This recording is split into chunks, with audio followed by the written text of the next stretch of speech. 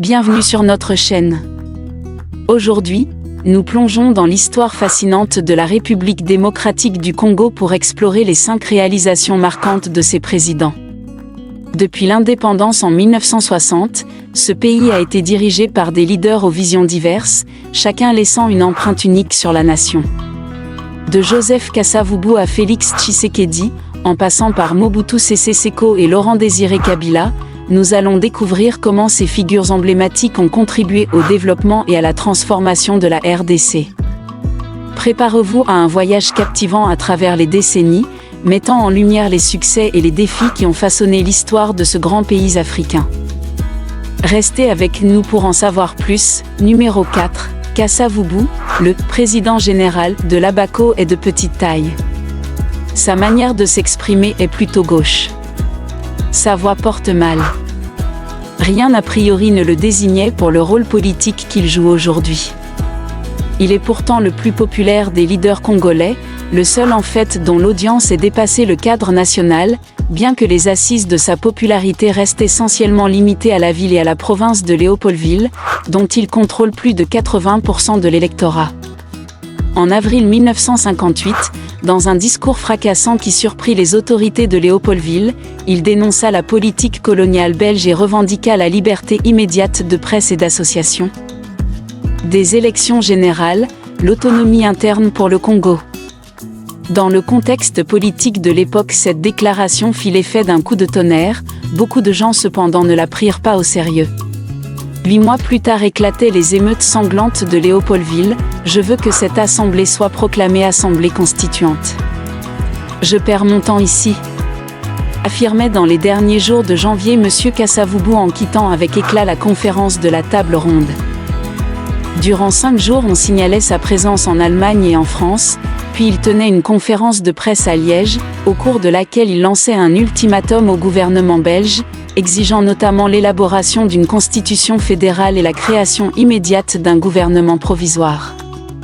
Les leaders participant à la table ronde ont entériné l'essentiel de ces exigences. Numéro 3, Félix Tshisekedi. À son arrivée au pouvoir en 2019, le président Félix Tshisekedi promet de transformer la RDC en une puissance industrielle lors d'un voyage à Berlin, en Allemagne. Si le chef de l'État congolais peut se prévaloir d'une croissance forte, il fait néanmoins face à un chômage massif. En fait, la croissance dont on parle, c'est une croissance qui résulte de l'embellie des prix des minerais. Mais nous savons que cet argent n'est pas reconverti dans l'économie réelle. Souligne Onesphore Matumba, analyste pour la région des Grands Lacs de l'Institut de recherche international Crisis Group. Le moteur de la croissance en RDC, c'est l'industrie extractive. Mais il faut des industries de transformation. C'est grâce à elles que les Congolais vont trouver de l'emploi. Et pour cela, il faut améliorer le climat des affaires, renchérit Albert Maloukissa. D'après le professeur Maloukissa, l'économie congolaise est depuis longtemps confrontée à un manque d'infrastructures, à une inflation endémique ou encore à la corruption qui dissuade les investisseurs. L'une des grandes réalisations du président Félix Tshisekedi reste cependant la mise en œuvre de la gratuité de l'enseignement primaire dans les écoles publiques et certaines écoles conventionnées. Numéro 2, Joseph Kabila. À l'âge de 30 ans, Joseph Kabila accède, le 26 janvier 2001, à la présidence de la RD Congo, 10 jours après l'assassinat de son père Laurent-Désiré Kabila. Il prend la tête d'un pays déchiré depuis août 1998 par une guerre régionale, impliquant de multiples groupes armés et plusieurs pays africains. On se le rappellera que Joseph Kabila avait pris lors de son investiture le 26 janvier 2001 quelques engagements qu'il a réalisés au moment de quitter le pouvoir en janvier 2019.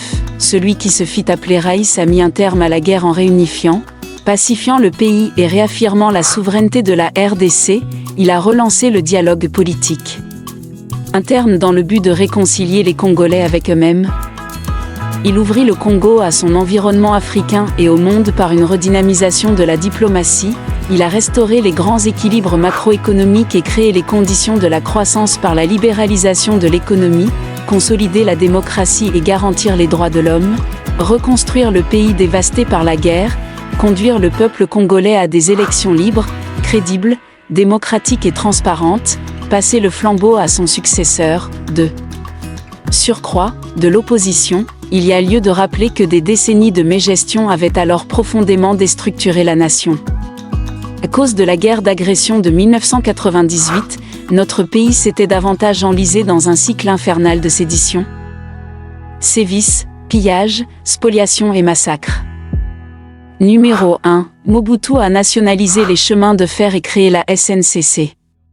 Bien qu'elle ait connu des difficultés, elle existe toujours. La Société nationale des chemins de fer du Congo, SNCC-SA, est une entreprise commerciale de la République démocratique du Congo, RDC. Elle opère sous la forme juridique d'une société anonyme unipersonnelle avec conseil d'administration et est principalement active dans l'Est et le Sud du pays. Mobutu a fait construire le stade des Martyrs à Kinshasa. Il est toujours utilisé pour des événements sportifs et culturels. Inauguration. Le stade a été inauguré en 1994 sous le règne de Mobutu. Il a été conçu pour accueillir des événements sportifs, des rassemblements politiques et d'autres activités de grande envergure. Capacité, le stade des Martyrs peut accueillir jusqu'à 80 000 spectateurs. Il est doté d'une piste d'athlétisme et d'installation pour divers sports. Mobutu a fait construire le Palais du Peuple à Kinshasa. Il sert toujours de lieu de rassemblement et d'événements. L'ancien président de la République démocratique du Congo, RDC, a effectivement fait construire le Palais du Peuple à Kinshasa. Ce bâtiment emblématique est situé dans la commune de Kasavubu et est un symbole de l'architecture moderne congolaise. Merci d'avoir regardé la vidéo jusqu'à la fin. Si vous avez aimé cette vidéo, n'oubliez pas de vous abonner pour ne manquer aucune de nos futures aventures.